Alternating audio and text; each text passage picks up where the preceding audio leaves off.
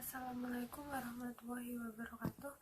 Kami dari kelompok 9 yang terdiri dari saya Nisma Surah NIM 044 dan teman saya Meila Dianing Putri NIM 125 akan mempresentasikan hasil kerja kelompok kami, yaitu tentang manajemen piutang dalam keuangan syariah. Yang pertama yaitu pengertian dari piutang.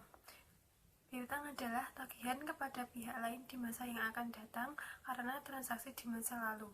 Walaupun pada dasarnya semua perusahaan dagang atau industri menginginkan penjualan cash, tetapi karena adanya keterbatasan daya beli masyarakat atau alasan lainnya, dilakukanlah penjualan secara kredit. Penjualan secara kredit akan dapat meningkatkan omset penjualan, akan tetapi memiliki risiko tertundanya penerimaan kas sehingga membutuhkan investasi yang lebih besar. Selain itu, dapat juga mengakibatkan kerugian karena menunggak atau bahkan tidak tertagih. Semakin lama piutang tertunggak atau semakin besar investasi yang dibutuhkan. Kemudian dasar hukum piutang itu terdapat pada Quran Surat Al-Baqarah ayat 245 yang artinya, siapakah yang mau memberikan pinjaman kepada Allah, pinjaman yang baik menafkahkan hartanya di jalan Allah, maka Allah akan melipat gandakan pembayaran kepadanya dengan lipat ganda yang banyak. Dan Allah menyempitkan dan melapangkan rezeki, dan kepadanya lah kamu dikembalikan. Kemudian dalam hadis, Nabi SAW juga bersabda, setiap muslim yang memberikan pinjaman kepada sesamanya 2 kali, maka dia itu seperti orang yang bersedekah 1 kali. Hadis riwayat Ibnu Majah dan Ibnu Mas'ud. Kemudian jenis-jenis piutang. Yang pertama ada piutang dagang. Piutang dagang yaitu piutang yang terjadi karena transaksi penjualan barang atau jasa secara kredit. Batas waktu pembayaran kredit disesuaikan dengan jangka waktu pelunasan sebagaimana tercantum dalam syarat penjualan. Masalah-masalah akuntansi yang bersangkutan dengan piutang dagang meliputi 3 hal, yaitu yang pertama pengakuan piutang dagang, yang kedua penilaian piutang dagang, kemudian yang ketiga adalah kerugian piutang dagang. Nah, pencatatan kerugian piutang dagang ini dapat dilakukan dengan 2 metode. Yang pertama yaitu metode cadangan. Digunakan apabila kerugian piutang yang biasa terjadi cukup besar jumlahnya. 3 hal penting yang perlu diperhatikan dalam penerapan metode cadangan yaitu kerugian piutang tak tertagih ditentukan jumlahnya melalui taksiran dan ditandingkan dengan penjualan pada periode akuntansi yang sama dengan periode terjadinya penjualan. Yang kedua, jumlah piutang yang ditaksir tidak akan dapat diterima dicatat dengan mendebit rekening kerugian piutang dan mengkredit rekening cadangan kerugian piutang. Yang ketiga, kerugian piutang yang sesungguhnya terjadi dicatat dengan mendebit rekening cadangan kerugian piutang dan mengkredit rekening piutang dagang pada saat suatu piutang dihapus dari pembukuan. Kemudian yang metode kedua yaitu metode penghapusan langsung. Apabila perusahaan menggunakan metode penghapusan langsung, maka jumlah kerugian piutang tidak dapat ditaksir dan dalam pembukuan tidak digunakan rekening cadangan kerugian piutang. Apabila suatu piutang diyakini tidak akan dapat ditagih lagi, maka kerugian akibat piutang tersebut langsung dibeberkan ke dalam rekening kerugian piutang dan rekening piutang dagang dikredit. Yang selanjutnya adalah pengalihan piutang. Perusahaan yang memiliki piutang dalam jumlah besar seringkali berusaha untuk mempercepat penerimaan kas dan piutangnya dengan cara menjual atau mengalihkan piutang tersebut kepada perusahaan lain sehingga dapat segera memperoleh kas, dan dengan demikian memperpendek jarak siklus operasi dari kas ke kas. Perusahaan bersedia untuk mengalihkan piutang ke pihak lain karena beberapa alasan, yaitu yang pertama, dalam situasi uang ketat, perusahaan sulit mendapatkan pinjaman untuk memenuhi kebutuhan kasnya. Selain itu, tingkat bunga pinjaman juga cukup tinggi. Oleh karena itu, piutang sedapat mungkin harus segera diubah menjadi kas meski melalui cara yang tidak biasa. Kemudian, yang kedua, penagihan piutang seringkali memakan waktu yang cukup lama dan kadang-kadang memerlukan biaya yang cukup besar. Oleh karena itu, perusahaan bersedia menerima kas yang lebih kecil dari jumlah yang seharusnya diterima dari piutang, asalkan kas dapat diterima lebih cepat. Kemudian penjualan dengan kartu kredit. Dalam penjualan kartu biasa, terdapat 2 pihak yang melakukan transaksi, yaitu penjual dan pembeli. Apabila penjualan dilakukan dengan kartu kredit, maka terdapat 3 pihak yang terlibat, yaitu penjual, penerbit kartu kredit dan juga pembeli. Kemudian, keuntungan yang diperoleh pihak penjual apabila penjualan dilakukan dengan kartu kredit yaitu yang pertama, penyelidikan mengenai identitas dan bonafiditas menjadi dilakukan oleh penerbit kartu kredit. Kemudian yang kedua, penjual tidak perlu lagi menyelenggarakan buku pembantu piutang yang berisi catatan piutang kepada masing-masing pembeli atau debitur. Kemudian yang ketiga, penjualan tidak lagi terlibat dalam proses penagihan kepada pembeli karena hal itu akan dilakukan oleh penerbit kartu. Kemudian yang keempat, penjual dapat menerima kas lebih cepat dan penerbit kartu kredit.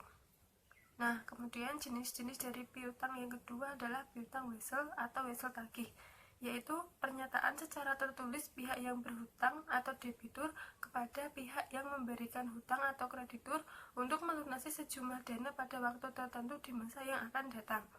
Wesel surat perintah yang ditulis oleh orang mempunyai tagihan, diselamatkan kepada orang yang berhutang, meminta agar jumlah uang yang tertulis dalam surat tersebut dibayar pada tanggal yang telah ditetapkan kepada orang-orang yang namanya tertulis dalam surat tersebut. Yang pertama, penyelesaian dan pengalihan piutang wesel. Penjualan piutang wesel sebelum jatuhnya disebut pendiskontoan piutang wesel karena pemegang wesel akan menerima pembayaran yang jumlahnya lebih kecil daripada nilai jatuh wesel yang bersangkutan. Harga jual wesel yang lebih rendah ini akan menyebabkan pendapatan bunga yang diterima pemegang wesel menjadi berkurang. Hal ini wajar, karena bagian pendapatan bunga yang tidak jadi diterima ini merupakan harga yang harus dibayar untuk penerimaan kas yang lebih cepat dari tanggal seharusnya atau tanggal jatuh wesel. Yang kemudian, kedua, piutang wesel dengan angsuran. Piutang yang pembayarannya diangsur selama jangka waktu wesel disebut piutang wesel karena wesel ini memiliki periode untuk mengangsur pokok pinjaman dan bunga selama jangka waktu tertentu di masa yang akan datang. Setiap penerimaan angsuran akan terdiri dari bunga dari pokok pinjaman yang belum dibayar dan pengurangan atas pokok pinjaman. Kemudian yang ketiga, penyajian piutang dalam neraca. Apabila perusahaan mempunyai berbagai jenis piutang, maka dalam neraca piutang harus diklasifikasikan menurut jenisnya atau dalam catatan atas laporan keuangan. Wesel jangka pendek atau kurang dari setahun dicantumkan dalam neraca bagian investasi, sementara pada bagian aktiva lancar. Selain itu, piutang wesel juga harus dilaporkan dalam jumlah bruto maupun cadangan kerugian piutangnya. Kemudian jenis piutang yang ketiga yaitu piutang lainnya, yaitu meliputi piutang yang bukan berasal dari penjualan barang dagangan. Misalnya piutang karyawan, piutang bunga, piutang dividen, piutang pemegang saham, dan lain-lain. Piutang lain-lain jangka waktunya tidak ditentukan, tetapi biasanya jangka panjang. Kemudian yang ketiga adalah kebijakan pengumpulan piutang dan kredit dalam perusahaan. Nah, dalam memberikan atau menjual barang secara angsuran, ada beberapa kebijakan yang harus dilakukan. Nah, kebijakan kredit ini meliputi yang pertama adalah standar kredit. Standar kredit adalah satu kriteria yang dipakai perusahaan untuk menyeleksi para langganan yang akan diberi kredit dan besarnya jumlah yang harus ia berikan.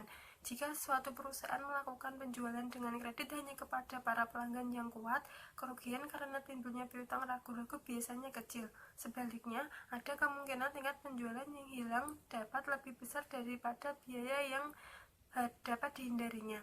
Untuk menentukan standar kredit yang optimum, perusahaan harus membandingkan biaya marginal pemberian kredit dan laba marginal dari peningkatan laba penjualan. Nah, biaya yang perlu diperhatikan adalah biaya-biaya yang berkaitan dengan kualitas para pelanggar atau biaya kualitas kredit, yaitu kerugian karena piutang ragu-ragu, biaya pemeriksaan dan penagihan yang lebih tinggi, serta biaya yang lebih besar yang tertahan dalam piutang dagang atau yang mengakibatkan biaya modal lebih tinggi karena pelanggan yang kurang banyak menerima kredit menunda pembayarannya. Nah, kemudian resiko yang dihadapi perusahaan berkaitan dengan penjualan kredit adalah yang pertama, pelanggan terlambat untuk membayar tagihannya kepada perusahaan, misalnya melewati batas tanggal jatuh tempo. Hanya saja, walaupun terlambat atau tersendat-sendat, pelanggan masih mau dan mampu untuk membayar tagihannya. Kemudian yang kedua, perjalanannya terkadang pelanggan tidak memiliki kemampuan untuk membayar sesuai kesepakatan, sehingga kredit benar-benar macet, sekalipun pelanggan masih berusaha untuk membayar. Yang ketiga, pelanggan kabur sehingga tidak dapat ditagih sama sekali, dan ini benar-benar macet alias tidak tertagih. Kemudian yang kedua adalah persyaratan kredit. Nah, syarat kredit itu meliputi periode kredit dan potongan tunai. 5 aspek syarat kredit yaitu antara lain yang pertama, sifat ekonomis produk.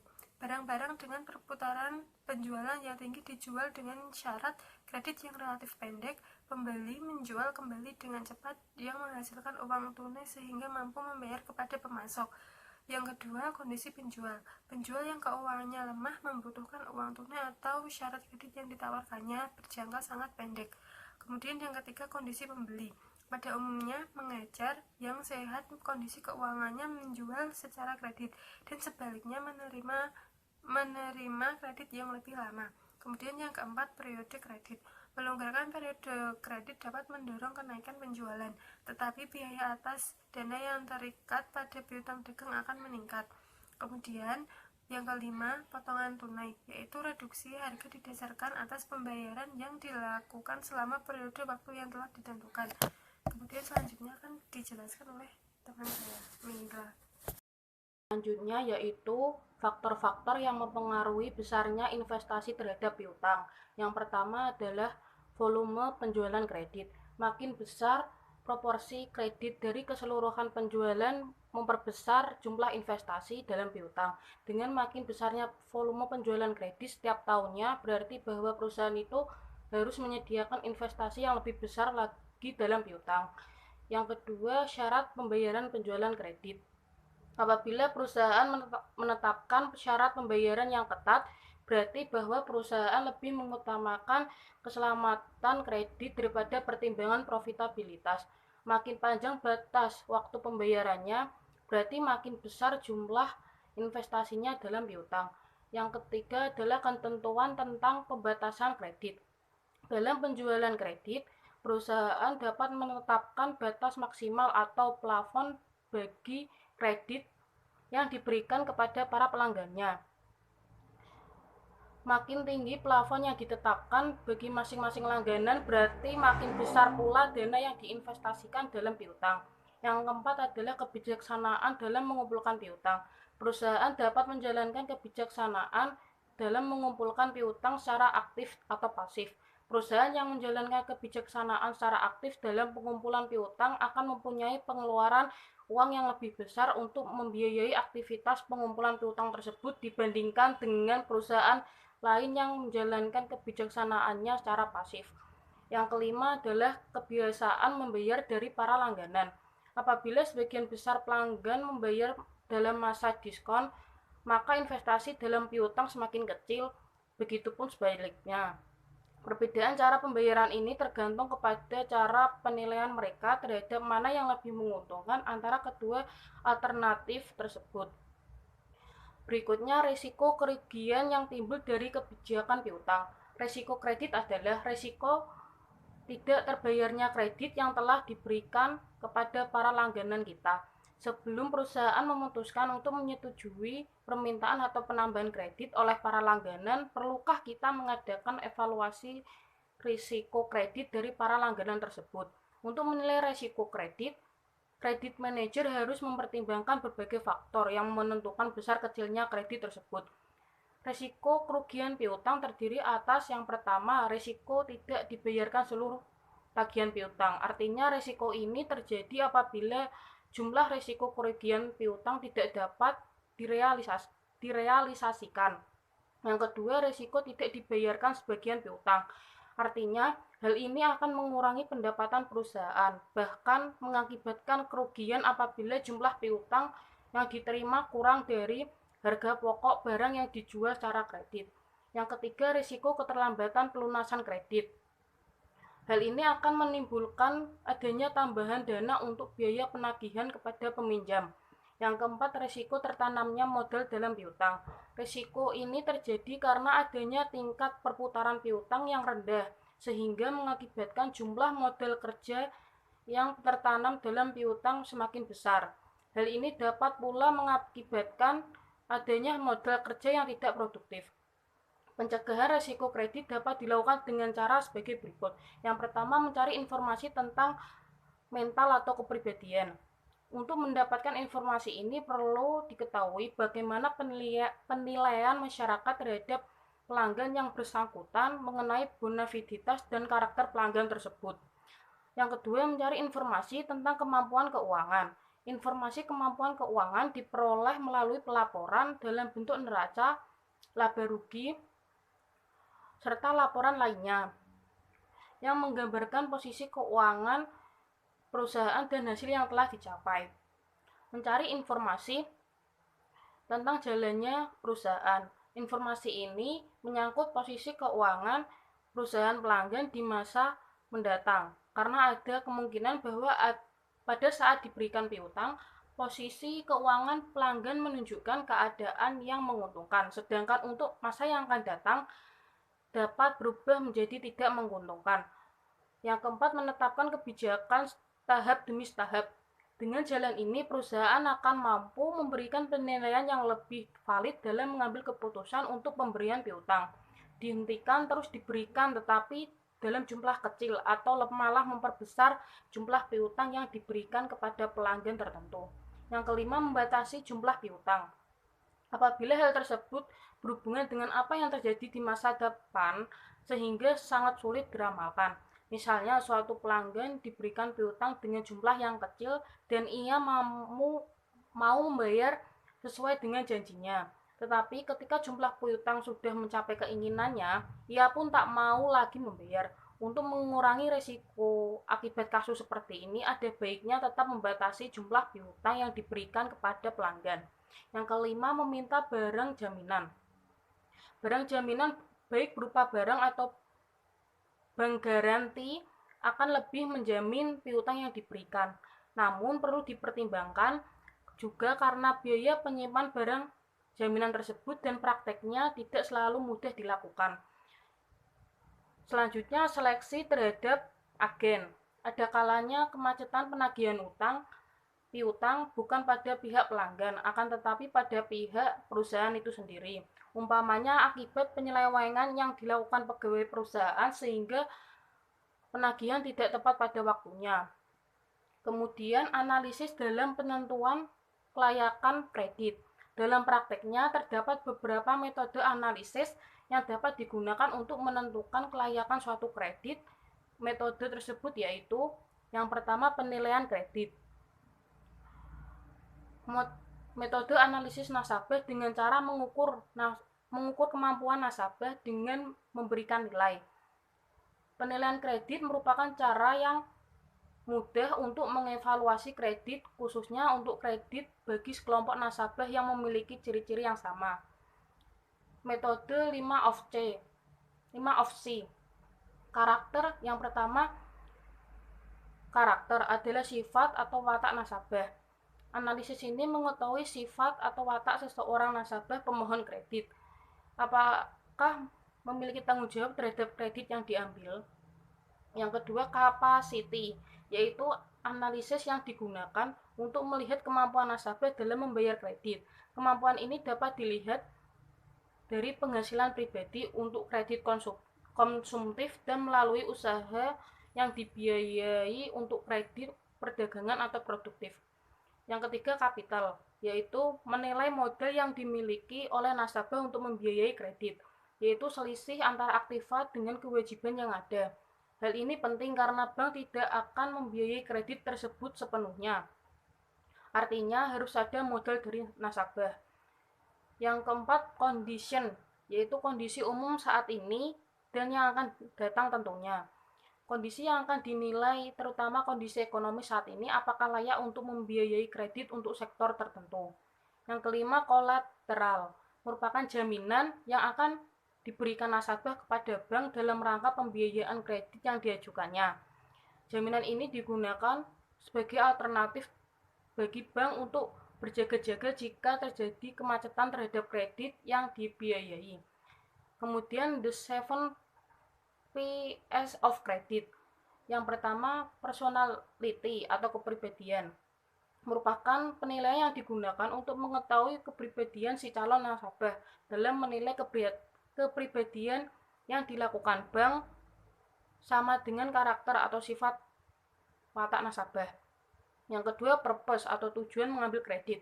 Seperti yang diketahui bahwa tujuan untuk mengambil kredit ada 3, yaitu untuk usaha yang produktif, untuk digunakan sendiri, atau untuk berdagang. Yang ketiga, party, artinya dalam menyalurkan kredit, bank memilah menjadi beberapa golongan. Hal ini dilakukan agar bank lebih fokus untuk menangani kredit tersebut, misalnya kredit untuk usaha kecil, menengah, atau besar. Kemudian payment adalah cara pembayaran kredit oleh nasabah. Penilaian yang dilakukan untuk menilai cara nasabah untuk membayar kredit, apakah dari penghasilan gaji atau dari sumber objek yang dibiayai. Dari penilaian ini akan terlihat kemampuan nasabah dalam membayar kredit. Yang kemudian prospek, yaitu menilai harapan ke depan terutama terhadap objek kredit yang dibiayai. Tentunya harapan yang diinginkan memberikan harapan yang baik atau cerah.